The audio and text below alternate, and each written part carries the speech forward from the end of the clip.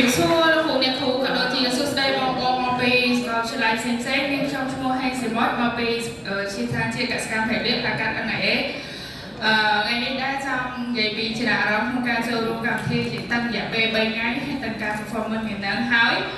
ចឹងនិយាយថាពេលមានចូលដំបូងគឺមានអារម្មណ៍ថារំភើបទៅដល់ថ្ងៃហ្នឹងអត់រំភើបពីបងប្អូនធ្វើឡើងតែពេលឡើងហើយក៏មានអារម្មណ៍ថាហិនធូរតែហិនតាំងវិញដោយសារតែចាំលទ្ធផលហើយមួយទៀតចង់ share តទៅនឹងការចូលរួម3ថ្ងៃហ្នឹងគឺបរិយាបានច្រើនតាំងពីក្នុងនាមយើងជាសហគ្រិនត្រូវរៀន